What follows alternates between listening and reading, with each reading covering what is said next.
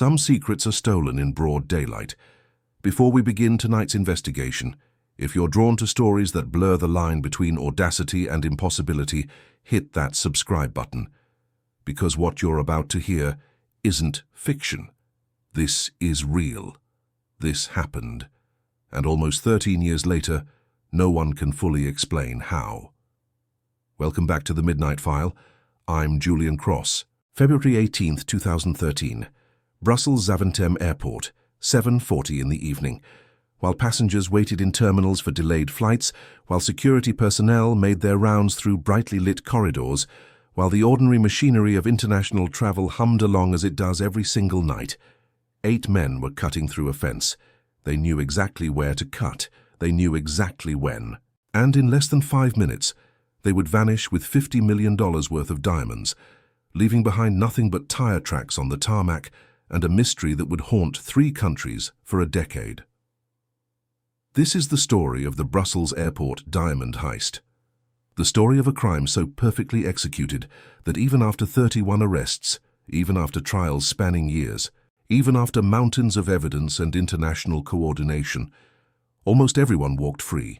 The diamonds were never found, the mastermind was never identified, and somewhere tonight, someone is living very comfortably knowing they got away with it. Let me take you back to that cold February evening. Let me show you how 8 men in police uniforms drove onto one of Europe's busiest airport tarmacs, held armed security at bay, and disappeared into the night like ghosts.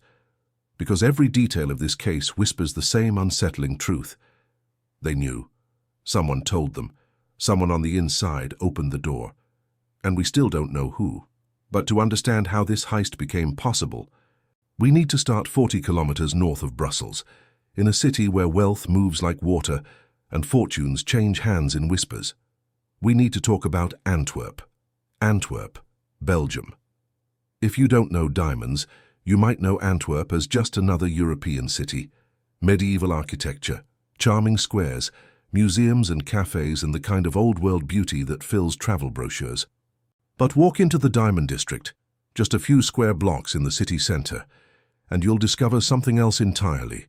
You'll discover the beating heart of global wealth. 80% of the world's rough diamonds pass through Antwerp. 80%. Stones pulled from mines in Africa, Russia, Canada, Australia, they all flow through this single Belgian city. 50% of all polished diamonds, the ones that end up in engagement rings and necklaces, and the glass cases of luxury jewelers from Paris to Tokyo, they're cut and traded here. Every single day, $200 million worth of diamonds move through Antwerp's streets. 200 million, that's not the total value stored in the city's vaults. That's the daily circulation, the constant flow. Stones arriving from mines, being sorted by traders, cut by artisans, polished to perfection, graded, certified, sold, and shipped to the next destination in a supply chain that spans continents. It's a world built on trust and discretion. Deals worth millions are sealed with handshakes. Briefcases full of stones change hands in offices, where security measures are invisible but absolute. The diamond trade doesn't advertise. It doesn't seek attention. It operates in the shadows of legitimacy, where enormous wealth moves silently and questions are rarely welcome. And because Antwerp is the global hub, diamonds are constantly leaving the city. They travel by armored car, by secure courier, by air. The primary route out of Antwerp leads to Zurich, Switzerland, another city where wealth lives quietly, where banks ask few questions, where discretion is not just preferred, but mandatory. On February 18, 2013, 121 packages of diamonds were scheduled to make that journey. Rough stones and polished gems, all prepared according to protocol, all packed according to strict security guidelines, all ready to be transported from Antwerp to Zurich via Brussels Airport. The value of those diamonds would later be disputed. Some sources claimed $50 million. Others said more. The Belgian state broadcaster VRT initially reported a figure as high as €350 million, nearly $500 million. Later, that number was revised downward, though whether it was ever accurate or simply reflected confusion about the full shipment versus what was actually stolen remains unclear. But let's work with the most commonly cited figure, $50 million. $50 million in diamonds, small enough to fit in packages that could be loaded into a cargo hold, valuable enough that their loss would trigger international investigations and insurance claims that would take years to settle. $50 million. And a window of 12 to 18 minutes when those stones would be at their most vulnerable. That's the detail that matters most, because in the diamond trade, timing is everything. The stones couldn't sit exposed on a tarmac. They couldn't wait in a cargo hold for hours while an aircraft was prepared. The transfer from armored vehicle to aircraft had to happen fast, had to happen late in the loading process, had to happen in that narrow window between the van's arrival and the plane's departure. 12 to 18 minutes. Caroline de Wolf of the Antwerp World Diamond Center would later confirm this timeline. 12 to 18 minutes when the diamonds would be outside the armored van, but not yet secure in the aircraft, when they'd be handled by Brink's security personnel in an environment that, while controlled, was still exposed to anyone with access to the tarmac. Now ask yourself, how many people knew about that window? How many people understood the precise logistics of diamond transport from Antwerp to Zurich via Brussels airport? How many people knew which flight on which day would carry those particular stones? The answer should have been very few. The answer should have been limited to a handful of individuals with security clearance and a need to know. Diamond dealers in Antwerp, Brink's security coordinators, airport officials, airline cargo managers, a small circle of trusted professionals who understood that loose lips in the diamond trade could cost millions. But someone talked, or several someones, and 8 men received information that should have been impossible to obtain. They learned which flight, which aircraft, which exact moment those diamonds would be vulnerable.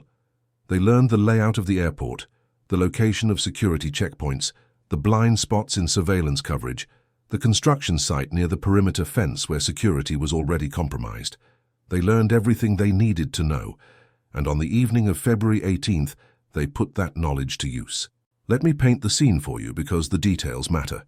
It's winter in Brussels. February darkness comes early, and by 7:30 in the evening the airport is a constellation of lights against the cold night sky.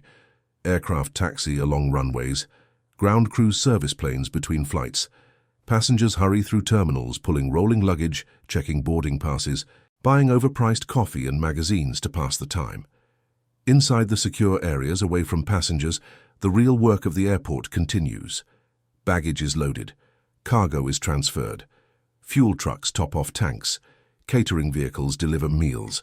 Everything moves according to schedules measured in minutes because in aviation, delays cost money and time is the only currency that matters more than fuel.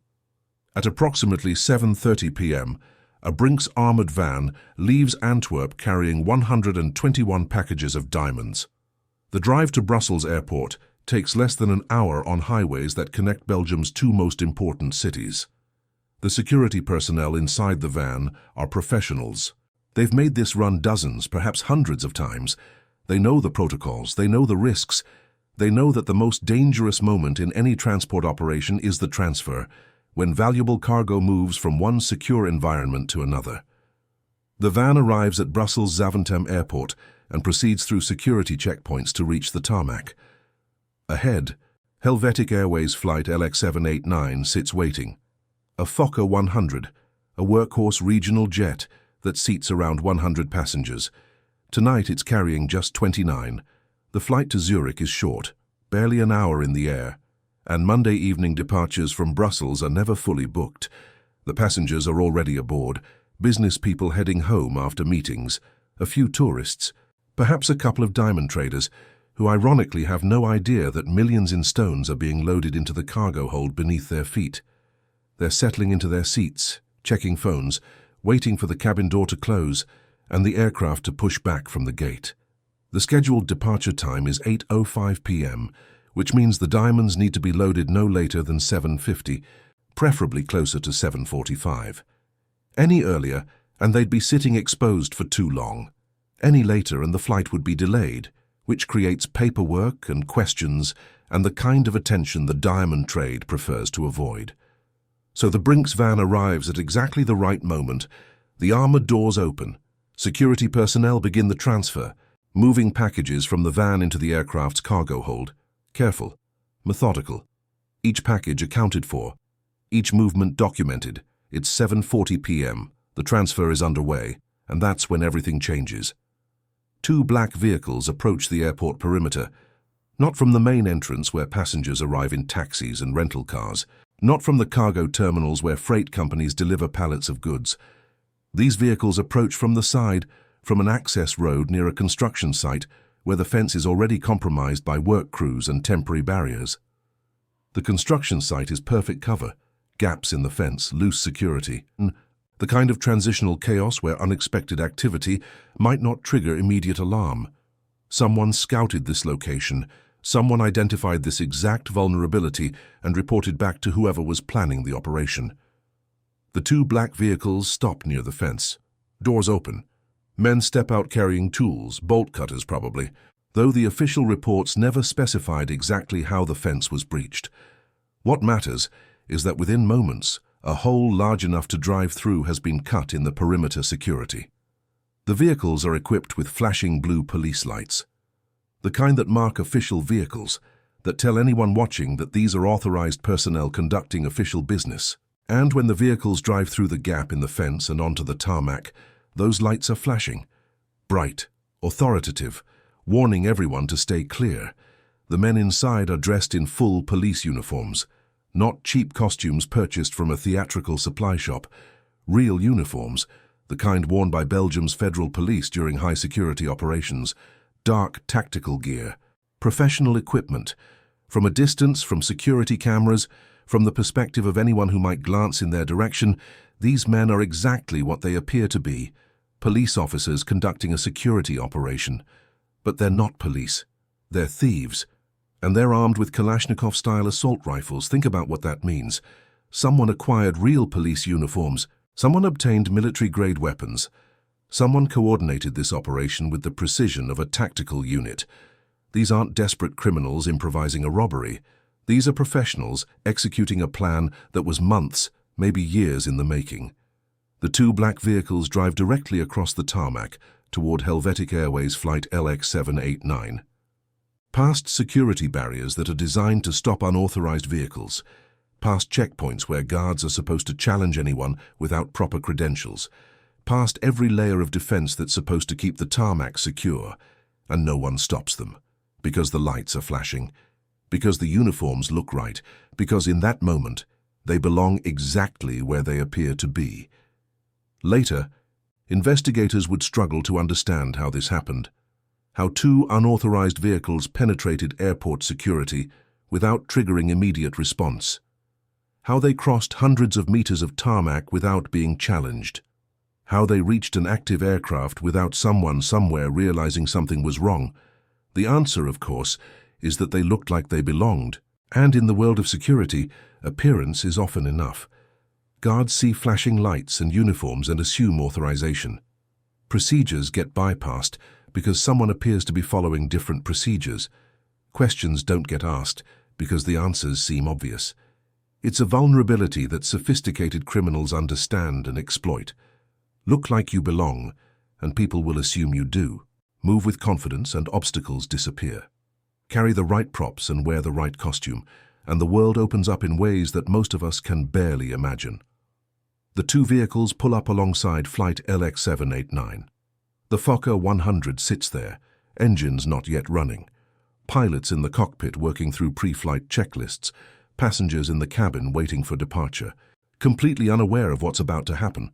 Beside the aircraft, Brink's security personnel are in the middle of the transfer.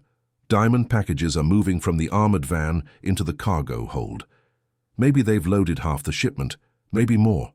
The exact number doesn't matter. What matters is that they're focused on their task, on maintaining the careful documentation that the diamond trade requires, on ensuring that nothing goes missing. They don't immediately notice the two black vehicles approaching. Why would they? Police vehicles near an aircraft aren't unusual. Security checks happen constantly, and these men are professionals. They're not easily distracted from their work.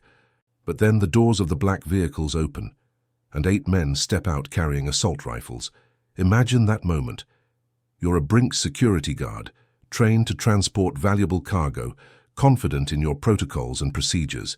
You're standing beside an aircraft doing your job, moving packages from point A to point B, thinking about nothing more dramatic than completing the transfer on schedule so the flight can depart without delay. And suddenly, there are 8 men in police uniforms surrounding you, pointing Kalashnikov rifles at your chest. Your training tells you to stay calm. Your instincts tell you that compliance is survival, and your experience tells you that this is not a standard security check. The pilots in the cockpit see the armed men approaching the aircraft. Through the windscreen, they watch as uniformed figures brandish weapons at their ground crew.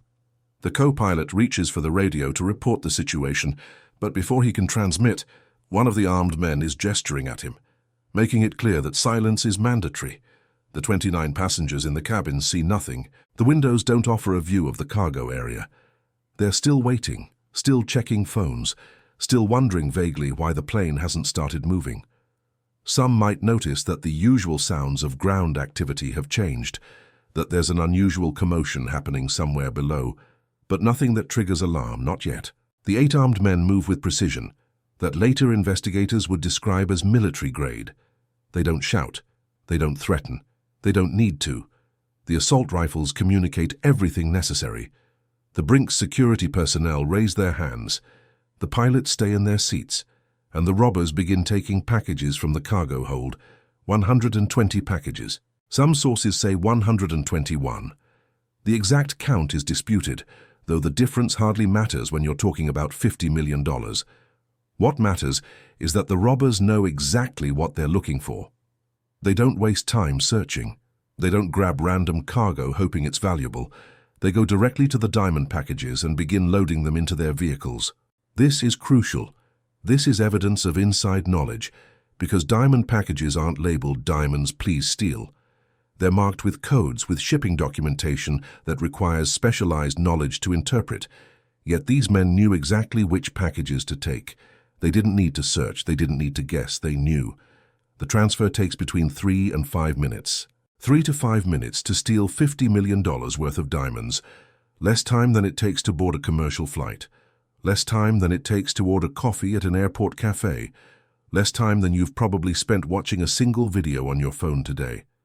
If you're starting to feel that familiar chill, that sense that something is deeply, profoundly wrong with how easy this was, then leave a comment below. Tell me what you're thinking, because I promise you it gets worse. Think about what had to go right for this robbery to succeed. The timing had to be perfect. Arrive too early and the diamonds wouldn't be there yet. Arrive too late and they'd be secured in the cargo hold and the aircraft would be preparing to taxi. The location had to be right. Approach from the wrong direction and security would intercept them before they reached the plane. The uniforms had to be convincing. Anything less than perfect and someone would call for verification. The weapons had to be real. Fake guns wouldn't generate the instant compliance necessary for a 3-minute operation. Every single element had to align perfectly. And it did. Which tells you this wasn't luck. This wasn't amateurs getting fortunate. This was planning, rehearsal, intelligence gathering, inside information. The robbers finished loading the diamonds into their 2 black vehicles. They haven't fired a single shot. They haven't injured anyone. They haven't even raised their voices above the firm. Controlled tones that trained operators use when they need compliance without creating panic. And then, as quickly as they arrived, they leave. The vehicles drive back across the tarmac, back toward the hole in the fence, back through the gap they cut just minutes earlier. The flashing blue lights are still active, still declaring official business to anyone watching. By the time airport security realizes what's happening, by the time radio calls go out and alerts are raised, and emergency response protocols are activated, the 2 black vehicles are already off the tarmac. They're driving away from the airport, splitting up to make pursuit more difficult, disappearing into the evening traffic of Brussels, where 2 black vehicles with police lights blend into the normal flow of emergency vehicles that move through any major city. It's 7:45 p.m., 5 minutes. That's all it took to pull off one of the largest diamond robberies in history. Back at the aircraft, Brink's security personnel are on their radios reporting the theft. The pilots are informing the tower that their flight is compromised. Airport police are responding to the scene, though they arrive too late to do anything except document what happened. And the 29 passengers are still sitting in the cabin, completely unaware that armed men just stole $50 million from the cargo hold beneath their feet. They're starting to wonder why the plane hasn't moved yet, why there's unusual activity outside, why flight attendants are making urgent calls from the galley. Finally, an announcement. Technical difficulties. The flight is cancelled. Everyone needs to disembark. Apologies for the inconvenience. Rebooking will be handled at the gate. The passengers collect their carry-on bags and file out of the aircraft, grumbling about delays and missed connections, completely oblivious to the fact that they've just witnessed, without witnessing, one of the most audacious robberies in European history. By the time they're back in the terminal, by the time they're speaking with gate agents and checking their phones for alternative flights, the 8 robbers are already miles away. They're changing vehicles. They're removing uniforms. They're beginning the process of transforming stolen diamonds into untraceable wealth. And they're confident. Confident because they planned this operation with precision. Confident because they had inside information. Confident because they believe, correctly, as it will turn out, that even if some participants are eventually caught, the core of the operation will remain protected. They're confident because they know something that investigators will spend years trying to prove. This robbery succeeded not just because of what the thieves did, but because of what someone inside allowed them to do. Before we continue, if you're feeling the weight of this story, if you're already trying to piece together how this could happen, do me a favor. Share this video with someone who appreciates a mystery that's equal parts audacity and frustration. Because what happens next will test your faith in the justice system. The immediate aftermath of the heist was chaos. Airport police sealed the tarmac and began documenting the crime scene. Belgian federal police were notified. Brink's security company activated its emergency protocols. The Antwerp World Diamond Center was informed that one of the largest diamond shipments in recent history had just been stolen, and across 3 countries, Belgium, Switzerland, and France, investigators began what would become one of the most extensive international police operations in recent European history. But before we get to the arrests, before we talk about trials and verdicts and the spectacular failure of the justice system, we need to understand what investigators knew immediately. We need to look at the evidence that was obvious from the moment the crime was reported. First, this was a professional operation. Brussels prosecutor Ina van Weimusch didn't mince words. She described the thieves as very, very professional and immediately noted that insider collaboration was an obvious possibility. Not a theory, not speculation, an obvious possibility, because there was simply no other way to explain the precision.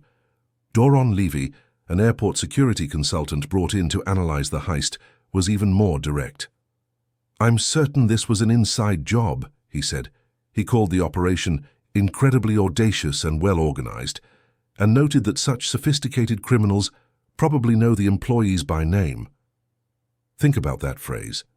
They probably knew the security guards by name. They probably knew which pilot would be in the cockpit of flight LX789. They probably knew which Brink's personnel would be loading those diamonds and at exactly what time they'd be most vulnerable. This wasn't a robbery where criminals got lucky. This was a surgical strike where every variable was accounted for, every risk mitigated, every contingency planned. Second, the comparison to organized crime networks. Investigators immediately drew parallels to the Pink Panther robbery ring, an international network of jewel thieves responsible for hundreds of millions in stolen gems across Europe and beyond. The Pink Panthers were known for bold daylight robberies, for elaborate disguises, for hitting high-value targets with military precision. But even as investigators made that comparison, they admitted this Brussels operation showed greater sophistication, greater planning, greater access. The Pink Panthers were bold and successful, but they left evidence, they made mistakes, they got caught eventually. These Brussels robbers seem to have learned from those mistakes. They left almost nothing behind. No fingerprints on the fence they cut. No DNA evidence at the scene.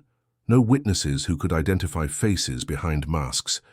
Just tire tracks on the tarmac and a hole in the fence and $50 million worth of diamonds that vanished into the night. Third, the insider angle. This is where the case becomes truly fascinating and truly frustrating, because everyone involved, Prosecutors, investigators, security consultants agreed that someone inside the airport or inside the diamond supply chain must have provided information.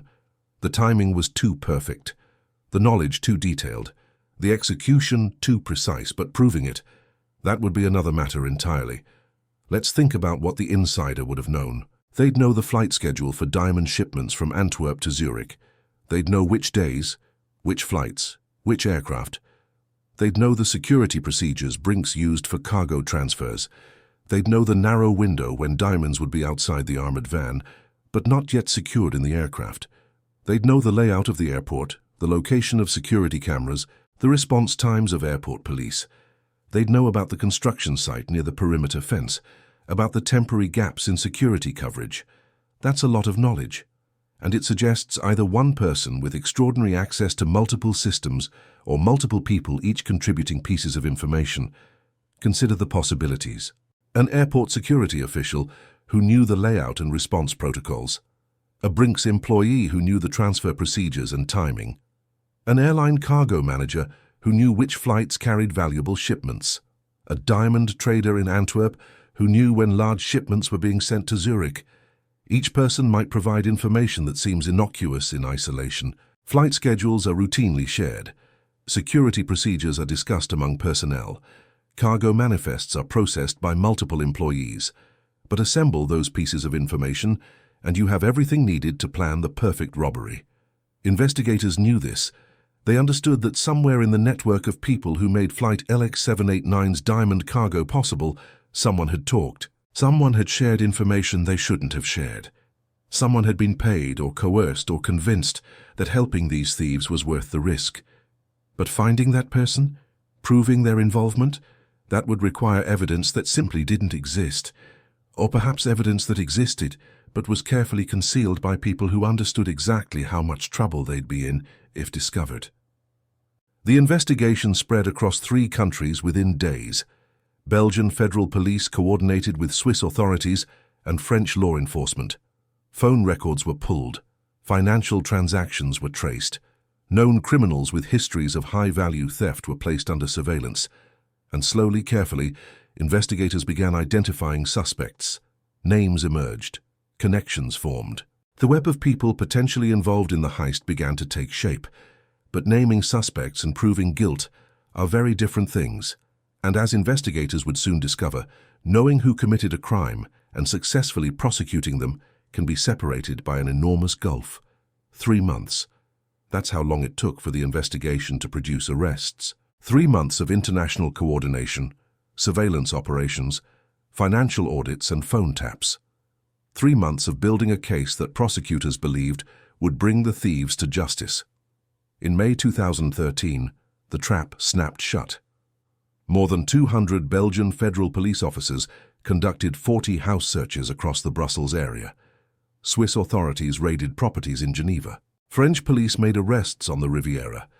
The scale of the operation was massive, coordinated across time zones and jurisdictions, designed to strike simultaneously so suspects couldn't warn each other or destroy evidence. 31 people were arrested. 1 in France, between 6 and 8 in Switzerland, depending on which source you consult, 24 in Belgium. For a brief moment, it looked like justice might actually catch up with audacity. Prosecutors held press conferences, announcing major breaks in the case. Newspapers ran headlines about the diamond heist gang being broken up. The public breathed easier, knowing that sophisticated criminals could still be caught, that even the most professional operations left trails that skilled investigators could follow. But here's where the story takes its first dark turn. Because the arrests weren't based primarily on physical evidence or eyewitness testimony, they were based on mistakes the criminals made when trying to sell the stolen diamonds. And that's where we need to talk about Pascal Pont and Marc Bertoldi. Pascal Pont was a Swiss real estate agent living in Geneva, successful, respectable. The kind of man who moved in circles where wealth was common and discretion was mandatory. He owned a villa in Champel, one of Geneva's most prestigious neighborhoods, with views of Lake Geneva that spoke to years of successful business dealings. He wasn't a criminal, at least not in any official sense. He was a businessman, a man who knew how to facilitate transactions, a man who understood that in certain circles, Asking too many questions was bad for business. Marc Bertoldi was cut from different cloth. A luxury car dealer operating from the French Riviera, Bertoldi existed in that grey space between legitimate business and outright criminality. He dealt in high-end vehicles, Ferraris, Porsches, Bentleys, the kind of cars that wealthy people buy with cash and no questions asked. He had connections across Europe. He knew people who knew people. He was the kind of man you'd call if you needed something acquired quietly, something sold discreetly, something moved without leaving a paper trail. Pont and Bertoldi were friends, or business associates. In their world, the distinction hardly mattered. They'd worked together before on transactions that required discretion. They trusted each other, or at least trusted each other as much as people in their line of work ever trust anyone. Sometime after the Brussels heist, exactly when remains unclear, Bertoldi showed up at Pont's villa carrying a large sack, heavy, clinking with the distinctive sound of stones moving against each other. He didn't need to explain what was inside. Pont wasn't stupid. He knew exactly what those diamonds were and where they'd come from. But the temptation must have been overwhelming. $50 million in stolen diamonds, and he was holding a significant portion. All he had to do was find buyers. Discreet buyers. People who wouldn't ask about provenance, who wouldn't insist on documentation, who understood that the discount they were getting came with the implicit agreement never to question the source. So Pont started making calls. He reached out to contacts in Geneva's luxury goods market. He made discreet inquiries with jewelers and collectors. He tested the waters, trying to gauge who might be interested in acquiring high-quality diamonds at prices well below market value. And this is where his plan began to unravel. Because Geneva, beautiful, wealthy, sophisticated Geneva, is not a diamond trading center. That happens in Antwerp, in Tel Aviv, in New York, in cities where the diamond trade has deep roots and established networks. Geneva is banking and watches and luxury real estate. The diamond trade exists there, certainly, but it's small, it's specialized, and unusual inquiries attract attention. Pont's calls raised red flags. Insurance investigators noticed. Law enforcement agencies coordinating across Europe began sharing information. Swiss authorities, already working with Belgian police on the airport heist, started monitoring Pont's communications. They pulled his phone records. They listened to his calls. They watched as he made inquiry after inquiry, trying to find someone willing to take the risk. And through those phone records, they began mapping the network. Pont was calling people. Those people were calling other people. Names appeared that were already in Belgian investigative files. Connections formed between suspects in different countries, and then investigators started following the money, or trying to, because sophisticated criminals don't use bank transfers for illegal transactions. They use cash, luxury goods, real estate, anything that can hold value without leaving an obvious paper trail. Bertoldi's name came up, his connection to Pont, his reputation for facilitating questionable transactions, his ties to people in Belgium who had histories with organized crime. The web was expanding, from Pont to Bertoldi, from Bertoldi to contacts in Brussels, from Brussels to the French Riviera, from France back to Switzerland. Each connection revealed new suspects. Each new suspect revealed new connections. And at the center of it all were those diamonds, slowly being fenced through networks that existed specifically to transform stolen property into legitimate wealth. In May 2013, armed with months of surveillance and phone records and financial investigations, authorities struck simultaneous raids across 3 countries. At 6 a.m., doors were kicked in, search warrants were executed. Suspects were taken into custody. And in the basement of Pascal Pont's villa in Champel, investigators found what they were looking for: diamonds. Approximately €5 million worth, still in their original packaging, still waiting to be sold. Physical evidence linking Pont directly to the stolen cargo from Brussels airport. It was a significant recovery, but also a sobering one. Because €5 million is roughly 10% of the total haul, which meant 90% of the diamonds were still missing, presumably already sold through networks that investigators hadn't penetrated. But at least they had evidence. At least they had suspects in custody. At least they could start building cases for prosecution. The 31 people arrested represented a cross-section of European organized crime. Some were known criminals with extensive records. Others were seemingly legitimate business people who'd made one terrible decision. Some were accused of direct involvement in the robbery itself, of being among the 8 masked men who drove onto the tarmac.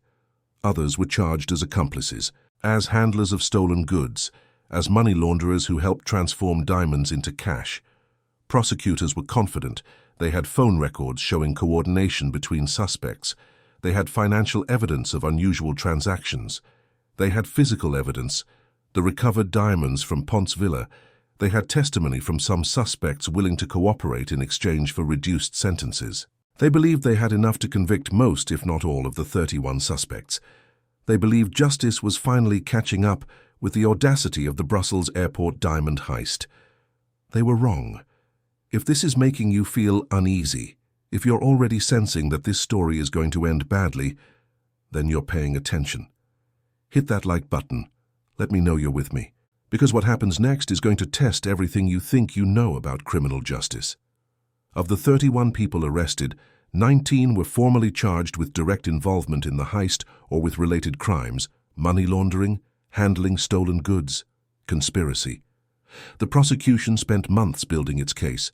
They assembled evidence from 3 countries. They prepared witnesses. They constructed timelines showing how the stolen diamonds moved from Brussels to Geneva to other locations across Europe. In May 2018, 5 years after the heist, 18 of those 19 defendants went to trial in Brussels. The courtroom was packed. Media from across Europe covered the proceedings. This was supposed to be the moment when one of the most audacious crimes in recent history was finally resolved, when the thieves faced justice, when the victims, whoever they were, received some measure of closure. The trial lasted weeks. Prosecutors presented their evidence. Phone records were entered into the record. Financial transactions were explained. The recovered diamonds were displayed as physical proof of the connection between defendants and the stolen cargo. And then the defense had its turn. 18 different lawyers, each representing a separate defendant, each with a strategy designed to create reasonable doubt.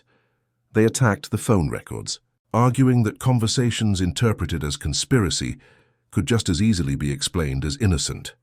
They questioned the chain of custody for the physical evidence. They challenged the testimony of cooperating witnesses, suggesting those individuals were lying to reduce their own sentences. They argued that prosecutors had worked with what one lawyer called blinkers, focusing so narrowly on their theory of the case that they ignored alternative explanations and exculpatory evidence. Most devastatingly, they demonstrated that much of the physical evidence prosecutors described as overwhelming was, upon closer examination, ambiguous at best and problematic at worst. DNA evidence that supposedly linked defendants to the crime scene was contaminated. Fingerprints were smudged. Timeline reconstructions had gaps that defense attorneys drove trucks through. The judges listened. They reviewed the evidence. They considered the arguments from both sides. And in a verdict that stunned prosecutors and delighted defense attorneys, all 18 defendants were acquitted. All 18, not most of them, not some of them. Every single person on trial walked free. The court's ruling was devastating in its simplicity. The elements of the investigation are not sufficiently reliable to establish guilt, not sufficiently reliable. After 3 years of investigation across 3 countries, after 31 arrests, after months of building a case, after 5 years of defendants waiting for trial, not sufficiently reliable. Defense attorneys celebrated. Their clients embraced them. Family members wept with relief. And prosecutors sat in stunned silence, trying to understand how a case they believed was solid had collapsed so completely. Outside the courthouse, reporters pressed for explanations. How had this happened? How had 18 people accused of involvement in a $50 million diamond heist walked free? The answers were unsatisfying. The investigation had focused too narrowly. The evidence was circumstantial. The phone records were ambiguous. The physical evidence was compromised. The testimony was unreliable. Individually, each problem might have been overcome. Collectively, they created enough reasonable doubt that conviction was impossible. Or perhaps some observers suggested the defendants simply had better lawyers than the prosecution expected. Perhaps the evidence was never as strong as prosecutors claimed. Perhaps 31 arrests represented hope more than reality, a desire to show progress, to reassure the public, to demonstrate that even sophisticated criminals could be caught.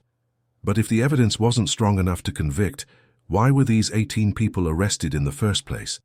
That question would hang over the case for years, unanswered and troubling. The courtroom emptied. 18 acquitted defendants walked out into the Brussels afternoon as free men and women, and the only person still facing charges was a man who couldn't even attend his own trial. Marc Bertoldi, the luxury car dealer, the man whose friendship with Pascal Pont had started the investigation cascading, the man prosecutors believed was the mastermind behind the entire operation. He was sitting in a French prison, serving an 8-year sentence for an unrelated offense, a conviction that involved activities entirely separate from the Brussels heist, though it spoke to the kind of life Bertoldi had been living. French law wouldn't allow his extradition to Belgium until his appeal was resolved. So while 18 defendants celebrated their freedom, Bertoldi waited behind bars, knowing his turn was coming. Months passed, then years. Bertoldi's French sentence continued. His appeal wound through the French judicial system with the speed of continental drift. Belgian prosecutors waited, their case files ready, their determination unshaken by the mass acquittals. They believed they had to believe that even if everyone else had walked free, they could at least convict the man they considered the architect of the entire operation. Finally, in June 2019, 6 years after the heist, more than a year after the mass acquittals, Marc Bertoldi appeared before the Brussels Criminal Court. The prosecution laid out its theory with the confidence of people who'd spent years refining their argument. Bertoldi was the mastermind, they claimed, the organizer, the man who'd assembled the team, gathered the intelligence, planned the operation, and coordinated the disposal of the stolen diamonds. They pointed to his connection with Pascal Pont, to the sack of diamonds that appeared at Pont's villa, to Bertoldi's attempts to sell the stones through networks spanning multiple countries. They presented phone records showing communications between Bertoldi and individuals in Belgium, Switzerland, and France. They built a timeline suggesting Bertoldi had orchestrated everything from recruitment to execution to the distribution of proceeds. It was a compelling narrative, a story that made sense, a theory that connected disparate facts into a coherent whole. But the judges weren't buying it. Oh, they agreed Bertoldi was involved. That much was obvious. He'd admitted to receiving stolen diamonds from someone, though he wouldn't say who. He'd admitted to attempting to sell them. He'd even acknowledged that he understood the stones were likely stolen, though he claimed ignorance about the specifics of the Brussels airport heist. But mastermind, principal organizer, the architect of a $50 million robbery that required inside information, military-grade weapons, police uniforms, and coordination across international borders. The court ruled that the evidence didn't support that conclusion. Bertoldi was, in their words, an indispensable cog in the operation. Crucial, yes, necessary perhaps, but not the architect, not the mastermind. He was a facilitator, a middleman, someone who helped move stolen goods but didn't plan the theft itself. The sentence reflected this assessment. 5 years in prison and a €6,000 fine on charges of being a co-conspirator and money launderer. Additional penalties included confiscation of his wife's Porsche Cayenne, purchased, prosecutors argued, with proceeds from the diamond sales, and €45,000 in cash found during searches of properties connected to Bertoldi. And then there was the symbolic gesture, the one that acknowledged the enormity of the crime, even as it recognized the impossibility of full restitution, a €37.9 million confiscation order. The court decreed that Bertoldi owed an amount matching the estimated value of the stolen diamonds. Everyone in the courtroom understood what that order meant. It meant nothing. Bertoldi didn't have €37 million. The diamonds were long gone, sold through networks that had successfully laundered them into untraceable wealth. The confiscation order was legal fiction, a statement of principle rather than practical justice. But at least it was something.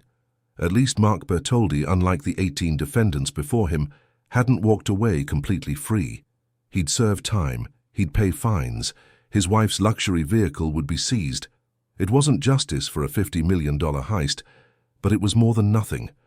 Prosecutors tried to frame the verdict as a victory. They'd secured a conviction.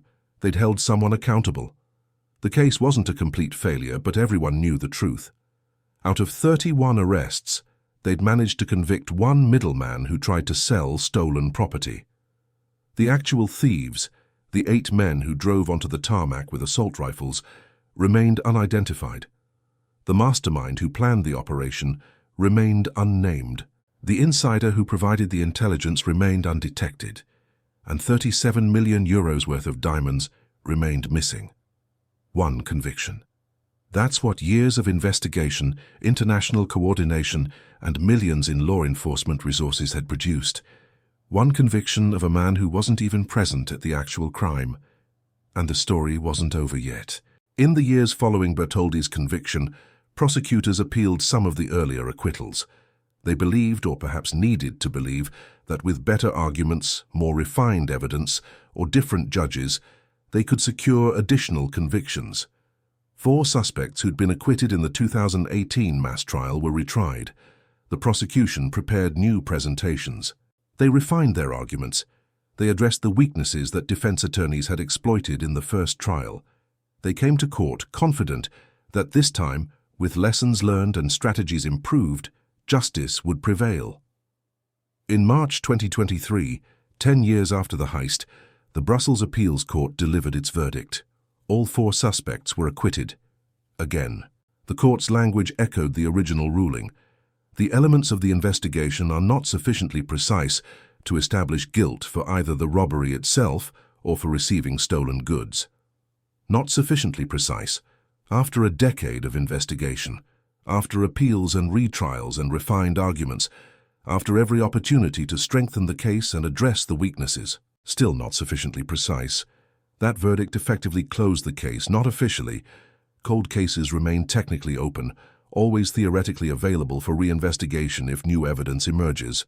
But practically, realistically, the Brussels airport diamond heist was over as a prosecutable crime. Final tally: 31 arrests, 19 formal charges, years of trials and appeals, and 1 conviction of a middleman who helped fence stolen goods.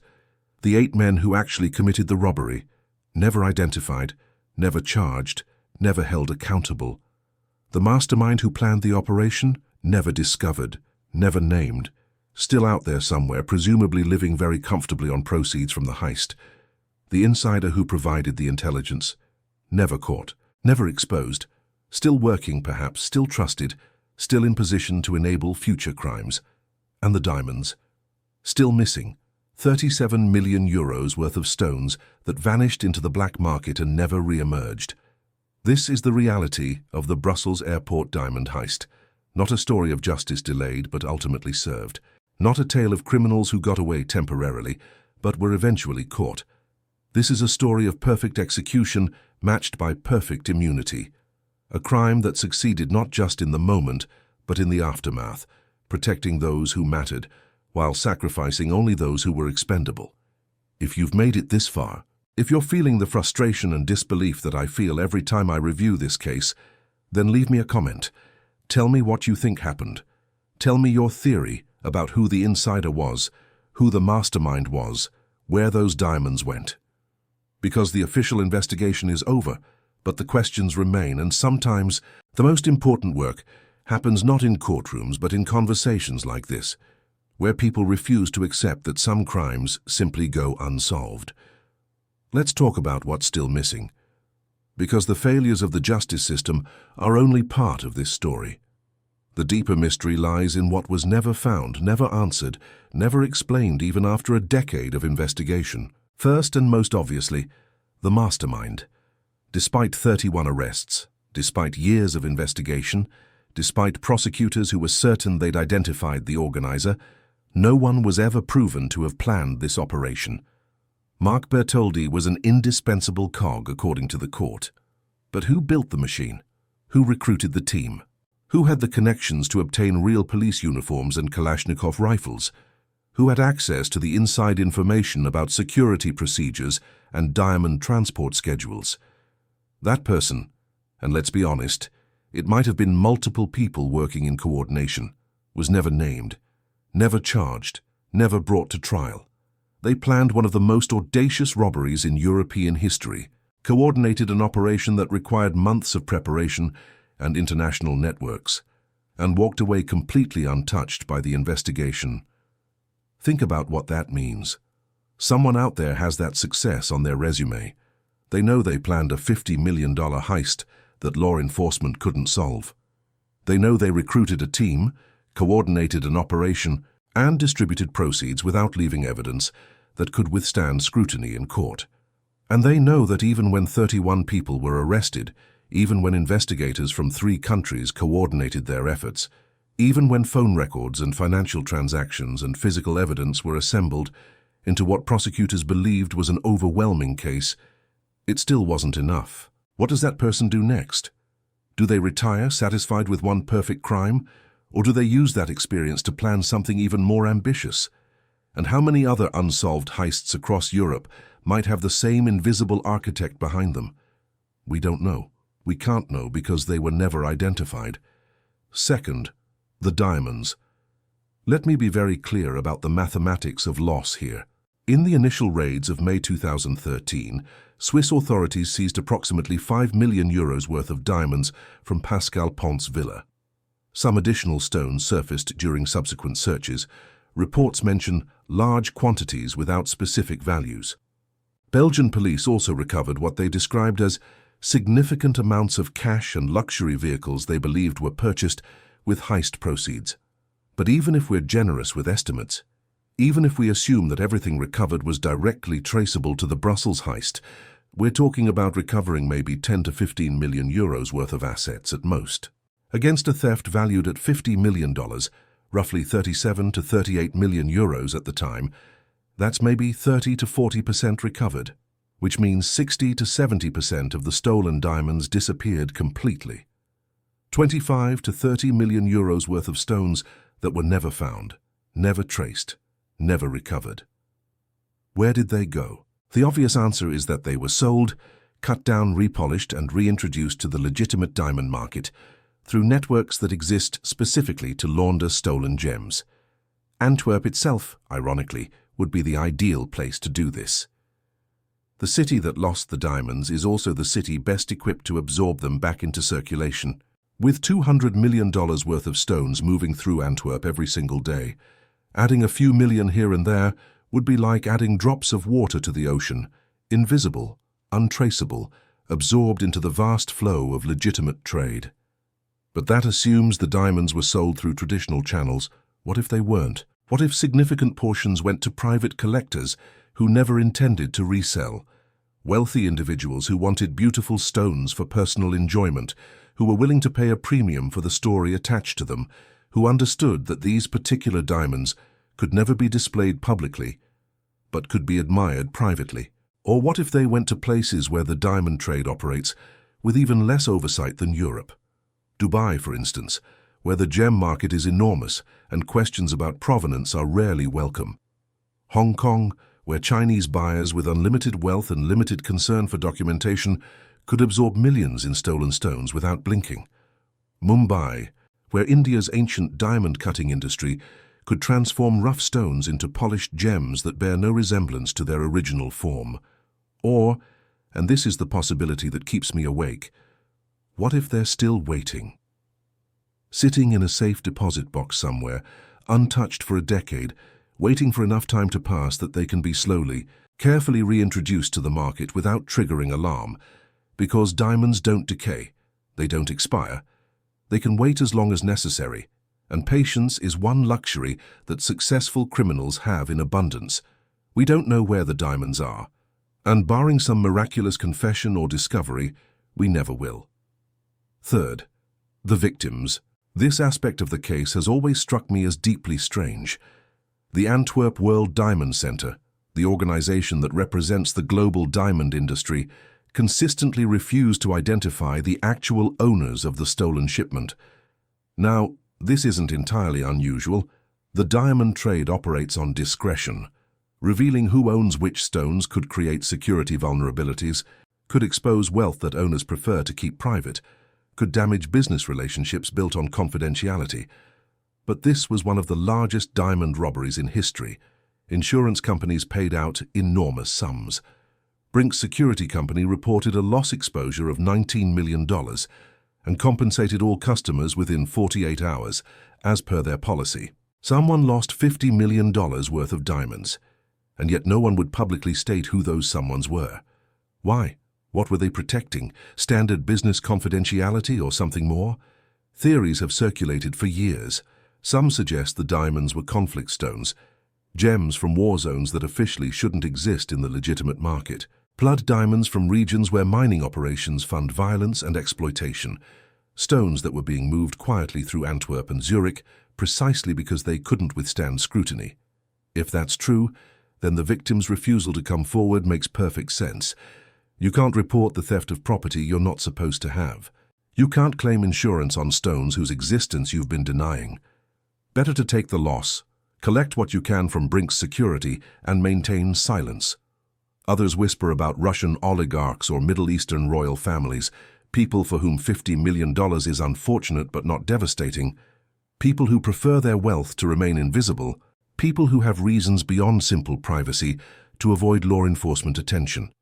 Still others wonder if the victims themselves were somehow complicit, if this was an elaborate insurance fraud dressed up as a heist, if the diamonds were never really on that plane, or if they were but the owners were working with the thieves, planning to collect insurance payments while recovering the stones later through prearranged networks. I'm not saying I believe any of these theories. I'm saying they exist because the victim's silence creates space for speculation. And in the absence of official explanation, speculation fills the void. What we know for certain is this: someone lost $50 million worth of diamonds, someone collected insurance payments, and someone decided that maintaining anonymity was more important than publicly seeking justice. Make of that what you will. Fourth, the insider. This is the question that haunts every analysis of the Brussels airport heist. Everyone agrees there had to be someone inside the airport, inside the security apparatus, inside the diamond supply chain who provided information to the thieves. The precision of the timing, the knowledge of procedures, the ability to access the tarmac without triggering immediate response, all of it points to collaboration. But despite years of investigation, despite interrogations and surveillance and financial audits of airport personnel, that person was never identified. Were they too well protected? Too careful? Did they cover their tracks so thoroughly that investigators couldn't find the evidence? Or did investigators simply never look in the right place, never suspected the right person, never asked the right questions? There's another possibility that terrifies me more than simple incompetence. What if it wasn't one person? What if it was multiple people, each providing small pieces of information that seemed innocuous in isolation, but when assembled created the complete picture the thieves needed? An airport security official who mentioned casually, during a conversation at a bar, that the perimeter fence near the construction site had temporary gaps. A Brink's employee who complained, to someone they thought was a friend, about the stress of tight timelines for diamond transfers. An airline cargo manager who discussed in what they believed was a private conversation which flights typically carried valuable shipments. Each person thinking they were having a normal conversation. Each person not realizing that the information they were sharing was being carefully collected, assembled, and used to plan a $50 million robbery. If that's what happened, then there might not be a single insider to catch. There might be half a dozen people who innocently contributed to the operation without ever realizing what they were doing. And unless one of them comes forward to admit their unwitting role, we'll never know. Or, and this is the darkest possibility, the insider was protected. Someone high enough in the airport hierarchy, or well-connected enough in law enforcement, or valuable enough to other operations that arresting them would create problems larger than solving this one case. Someone who made it clear that investigating too deeply in certain directions would have consequences. Someone who used influence and power to ensure that even if suspicions existed, they never developed into formal charges.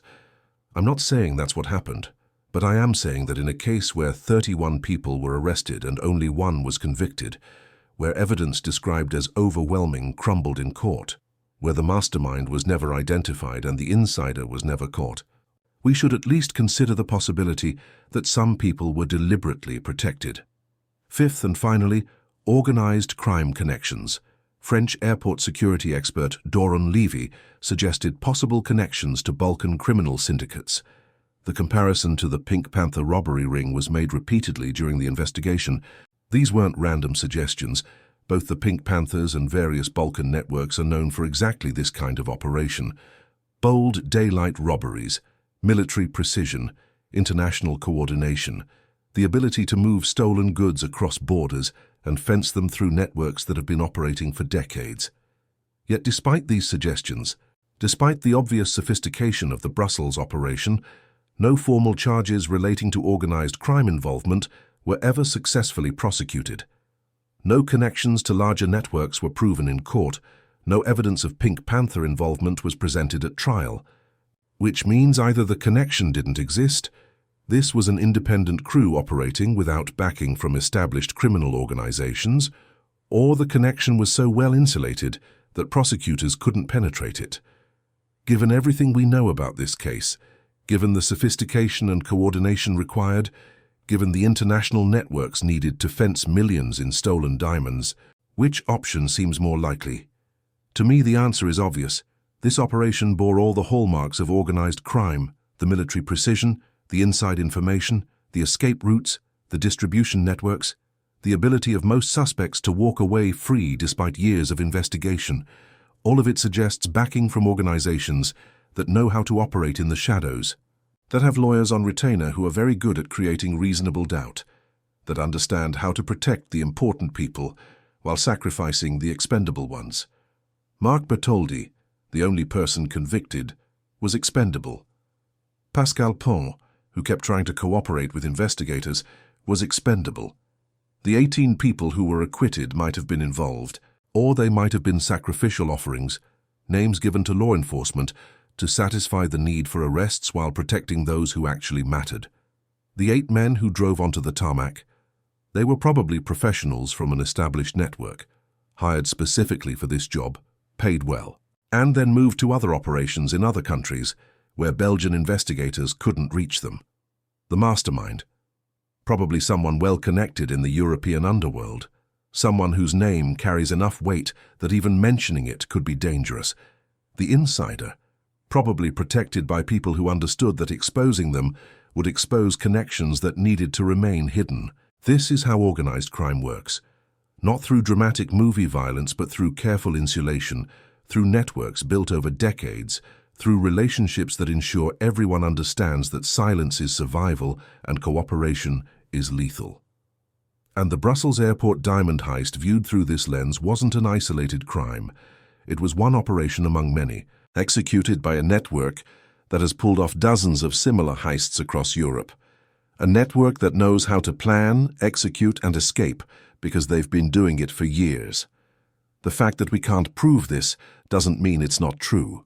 It means the network is doing exactly what successful criminal organizations do, operating visibly enough to succeed, but invisibly enough to survive. So where does that leave us?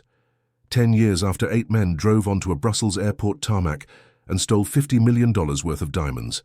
10 years after 31 arrests and years of trials. 10 years after prosecutors confident they'd solved the case watched their evidence crumble in court. It leaves us with questions. Uncomfortable questions that don't have satisfying answers. How does a robbery this sophisticated, this well-planned, this perfectly executed fail to produce convictions? How do 31 arrests result in 1 minor prosecution? How do 18 defendants walk free after what prosecutors described as overwhelming evidence? How does the mastermind remain unidentified after years of international investigation? How does the insider avoid detection, despite universal agreement that they existed? How do 37 million euros worth of diamonds disappear without a trace? The official answer is that the investigation wasn't sufficiently reliable, that the evidence wasn't sufficiently precise, that reasonable doubt existed and justice demanded acquittal. But there's another answer, one that's harder to accept but perhaps more honest. The Brussels airport diamond heist succeeded not just because the thieves were professional, but because the crime was designed to be unprosecutable.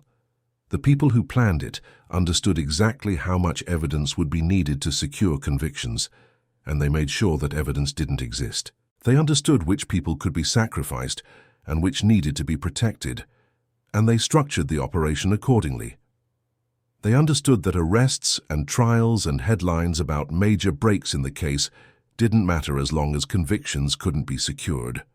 They understood, in other words, that the perfect heist isn't the one where no one gets caught. It's the one where the people who get caught can't be convicted, where the evidence crumbles under scrutiny, where reasonable doubt is built into the operation from the beginning. And that's what the Brussels airport diamond heist was. A crime designed not just to succeed in execution, but to succeed in immunity. A crime where every participant knew their role, knew what they could say and what they couldn't, knew who to protect and who could be sacrificed. Mark Bertoldi served his time. He paid his fines. His wife lost her Porsche. And then he walked out of prison, presumably comfortable enough from whatever share of the proceeds he was allowed to keep, smart enough to never discuss what really happened, connected enough to know that silence was the price of survival. The 18 acquitted defendants went back to their lives. Maybe they were involved. Maybe they weren't. Maybe they were guilty of everything prosecutors claimed, or maybe they were convenient names given to satisfy law enforcement's need for arrests. We'll never know because the evidence wasn't sufficient to prove anything.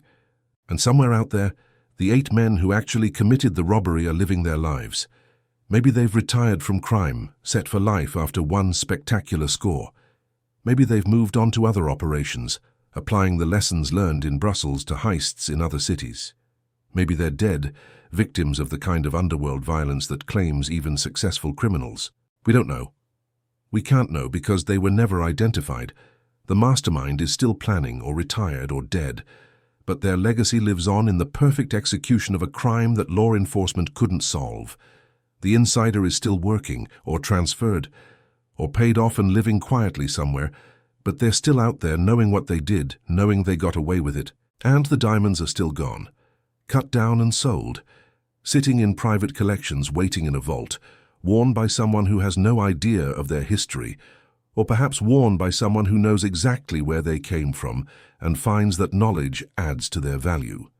This is the reality of the Brussels airport diamond heist, not a mystery waiting to be solved, but a crime that succeeded completely. Not justice delayed, but justice denied.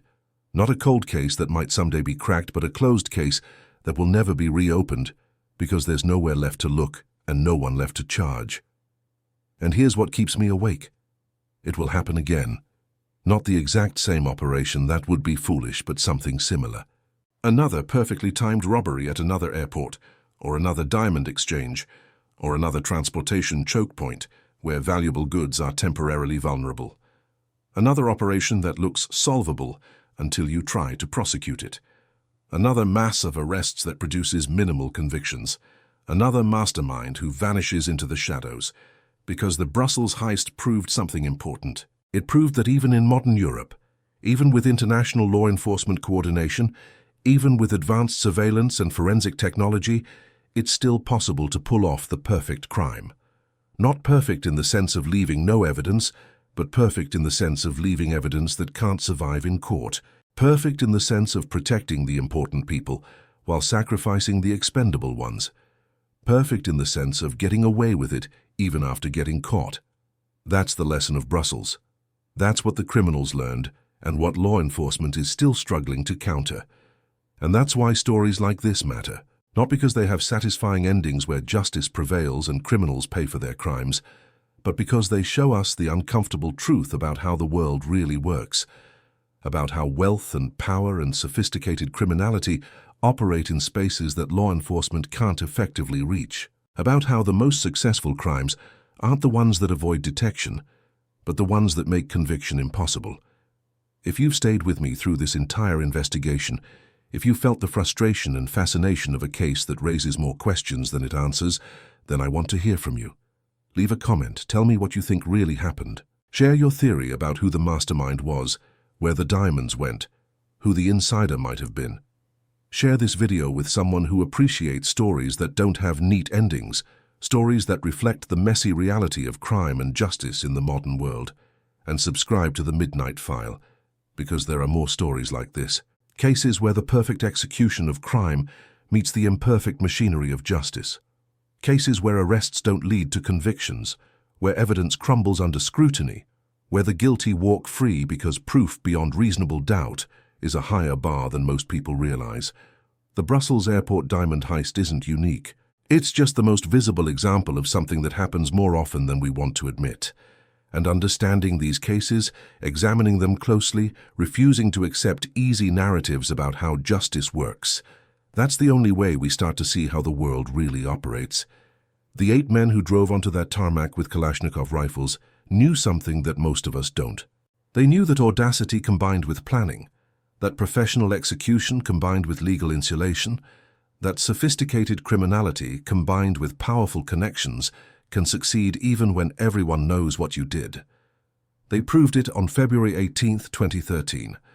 And 10 years of investigation, 31 arrests, years of trials, and millions in law enforcement resources couldn't disprove it. That's the real story of the Brussels airport diamond heist. Not a mystery to be solved, but a truth to be acknowledged. Not justice denied, but justice revealed for what it actually is: imperfect, manipulable, vulnerable to those who understand its weaknesses. Some crimes stay unsolved because the criminals were too careful. Some crimes stay unsolved because law enforcement lacked resources or made mistakes.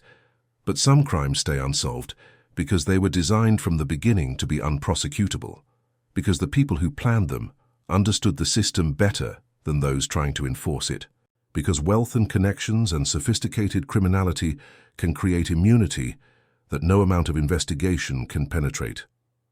The Brussels airport diamond heist was one of those crimes, planned by people who knew exactly what they were doing, executed by professionals who understood the risks, protected by networks that ensured the important people stayed anonymous, and successful in the only way that really matters, not in avoiding arrest but in avoiding conviction. $50 million, 5 minutes, 31 arrests, 1 conviction, 10 years later, still unsolved in every way that matters. That's the Midnight File I'm closing tonight. Not with satisfaction, but with recognition. Recognition that some secrets stay buried, not because no one looks, but because the people who know them understand that silence is survival. This has been the Midnight File. I'm Julian Cross. The case is closed. The diamonds are gone. The thieves are free. And somewhere tonight, someone is planning the next perfect crime. Having learned from Brussels that perfection isn't avoiding detection, it's making conviction impossible. Until we meet again in the next dossier, remember, the most dangerous criminals aren't the ones who hide in shadows. They're the ones who operate in plain sight, knowing that even when everyone sees what they did, proof is another matter entirely. Good night.